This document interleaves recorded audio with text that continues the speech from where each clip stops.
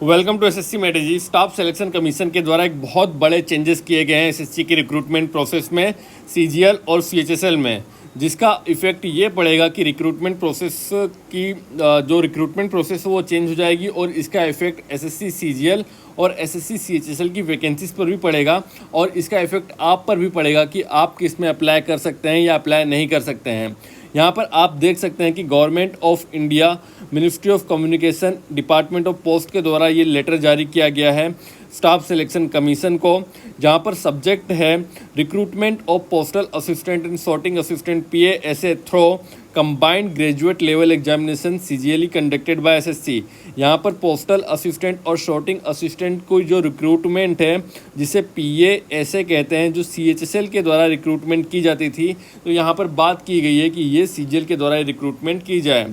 यहाँ पर आप फर्स्ट पैराग्राफ में देख सकते हैं, लिखा गया है I am directed to refer to letter number this dated this to staff selection commission vide which user ministries department have been asked to report vacancies for recruitment to the post of lower division clerk, junior secretariat assistant, data entry operations and postal assistant, sorting assistant to be recruited through combined higher secondary level examination 2022।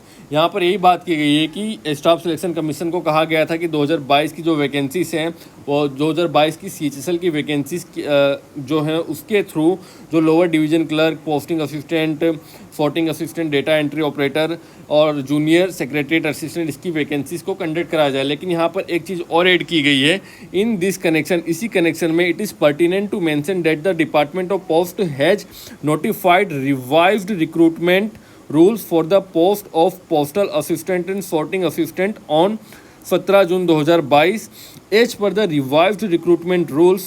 Educational qualification for direct recruits is bachelor's degree from a recognized university or institution which was 10+2 earlier. तो यहाँ पर ये बात कही गई है कि अब जो पोस्टल असिस्टेंट और सॉर्टिंग असिस्टेंट की जो रिक्रूटमेंट की पहले जो रूल था वो 10+2 था, मतलब कि आप इसको CHSL के द्वारा रिक्रूट करते थे, लेकिन अब इसको चेंज करके जो PA और SA का जो के लिए जो रिक्वायरमेंट है उसको हम ग्रेजुएशन कर रहे हैं। अब मतलब 10+2 12th की जगह हम ग्रेजुएशन कर रहे हैं। अगर ग्रेजुएशन हो जा रहा है तो इसकी जो PA/SA की रिक्रूटमेंट है वो CHSL के थ्रू ना होकर अब ये CGL के थ्रू कंडक्ट कराई जाएगी।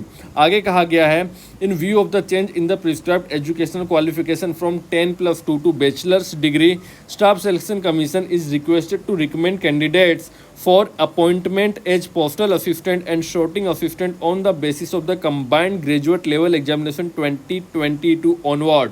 और यहाँ पर यही बात की गई है कि क्योंकि एजुकेशनल क्वालिफिकेशन 10+2 से बदलकर बैचलर्स डिग्री कर दिया है, ग्रेजुएशन कर दिया गया है, इसलिए एसएससी से रिक्वेस्ट है कि अब आने वाले समय में मतलब 2022 से जो PA और SA की रिक्रूटमेंट है वो CHSL से के थ्रू ना कराकर बल्कि CGL के थ्रू कराए।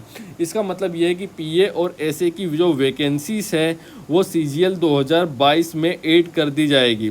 इससे फ़र्क ये पड़ेगा कि जो CGL की वैकेंसी से काफ़ी ज़्यादा बूस्टेड नज़र आएगी। आपको लगेगा कि काफ़ी ज़्यादा वैकेंसी, क्योंकि अभी CGL में आती है 7,000 से 8,000 वैकेंसीज रहती हैं। अगर इसमें PA/SA की 4,000 वैकेंसीज और जुड़ जाएगी तो वैकेंसी हो जाएगी करीब 12,000। तो CGL की वैकेंसीज काफ़ी ज़्यादा बूस्टेड नज़र आएगी। वहीं पर CHSL में जो वैकेंसीज होती है वो 5,000 के करीब रहती है और इसमें जो मैक्सिमम वैकेंसीज 4,000 के करीब रहती है वो PA और SA की वैकेंसीज रहती है। तो यहाँ पर देखना ये होगा कि CHSL की वैकेंसीज में कितना ज़्यादा फ़र्क आएगा, क्योंकि अगर PA/SA की वैकेंसीज को CHSL से निकाल देते हैं तो यहाँ पर CHSL में कुछ रह ही नहीं जाएगा। यहाँ पर LDC की वैकेंसी रहेगी, डेटा एंट्री ऑपरेटर की वैकेंसी रहेगी या जूनियर सेक्रेटरिएट की वैकेंसी, ये तो वैकेंसीज मुश्किल से 1,000 वैकेंसीज के आसपास रहेगी। तो क्या अब से CHSL में मात्र 1,000 वैकेंसी ही आएगी और बाकी वैकेंसी CGL के थ्रू आई होगी? अब देखना होगा कि गवर्नमेंट इसमें क्या करती है। प्लीज़ वीडियो को लाइक कीजिए। जय हिंद, जय भारत, वंदे मातरम।